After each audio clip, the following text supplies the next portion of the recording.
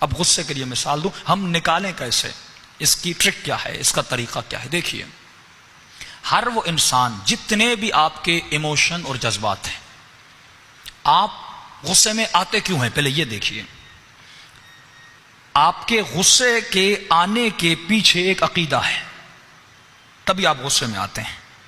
مثال کے طور پر ایک مومن وہ ہے جس کے باپ کو گالی دو وہ غصے میں آتا ہے، وہ لڑ پڑتا ہے۔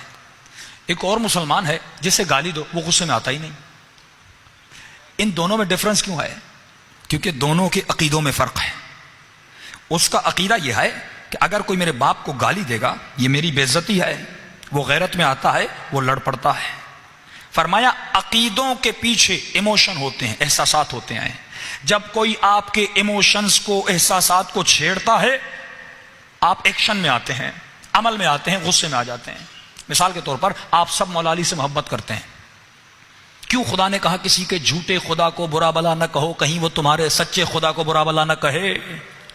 کیونکہ جھوٹے خدا کو ماننے والا بھی ایک عقیدہ رکھتا ہے، اس عقیدے کے پیچھے اس کے ایموشنز ہیں۔ جب تم اس کے ایموشنز کو چھیڑو گے، بار بار انگلی کرو گے، وہ غصے میں آئے گا۔ رہبر نے فتویٰ دیا بھائی لوگوں کے مقدسات کو برا بلا نہ کہو، لیکن یہ قوم سمجھ ہی نہیں رہی۔ یہ قرآن کی آیت کی تفسیر ہے، پھر علماء سے نہ لڑو، قرآن سے لڑو کہ خدا نے کہا کسی کے جھوٹے خدا کو برا۔ ہم بھی کہتے ہیں وہ جھوٹے ہیں، ہم بھی کہتے ہیں وہ جھوٹے امام ہیں، لیکن امام تو ہیں ان کے۔ جب مولا علی کو کوئی برا بلا کہے گا، ملعون طارق اعظم جب امام زمانہ کو گالیاں دیتا تھا کہ ہمیں غیرت نہیں آتی تھی، کہ ہم غصے میں نہیں آتے تھے، کہ ہم بدلہ نہیں لینا چاہتے تھے، کیونکہ آپ کا ایک عقیدہ تھا کہ علی بہت محترم ہے۔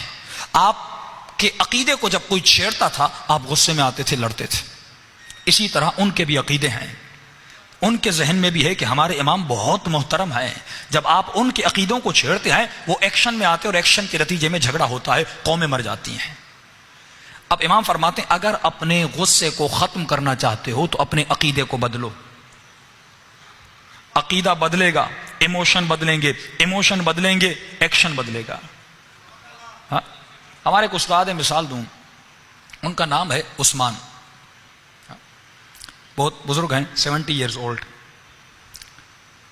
ان کو شیعہ بنایا ہمارے استاد کے استاد نے، قبلہ محمد باقر نجفی صاحب، جو تحریک جعفریہ کے سابقہ غالباً صدر بھی رہ چکے، انہوں نے ان کو شیعہ بنایا۔ فرمایا یہ صاحب جب شیعہ بنے، اب نام بھی عثمان ہے، جب ہم نے کہا کہ بھائی آپ نام کیوں نہیں بدل رہے؟ اکثر لوگ جب شیعہ ہوتے ہیں تو مولا علی کا یا کوئی اہل بیت کا نام رکھتے ہیں، تو انہوں نے کہا میں مکمل بدل گیا۔ میں نے کہا ایک چیز تو پرانی رہو اپنے اندر، ہر چیز میں نے بدلی، لیکن میں نے کہا مجھے یاد تو رہے کہ کسی زمانے میں کیا تھا اور آج کیا ہوں،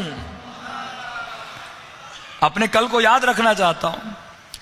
تو ان کا جب اس مذہب میں تھے تو ان کا عقیدہ الگ تھا۔